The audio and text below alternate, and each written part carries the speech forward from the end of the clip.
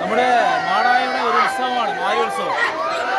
നമ്മുടെ മാരിത്തെയ്യത്തിൻ്റെ കുലപതിയായ പ്രിയപ്പെട്ട കുമാരൻ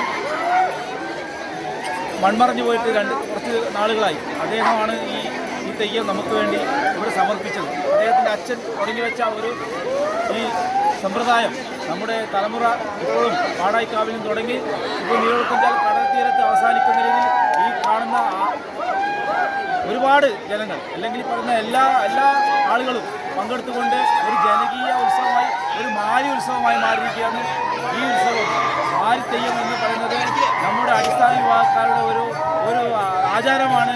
അത് കൃത്യമായ രീതിയിൽ നടത്തിക്കൊണ്ടു പോകുന്ന സമുദായ സംഘം ഒരു പ്രസിഡന്റ് എന്ന നിലയിൽ വളരെയേറെ മതി.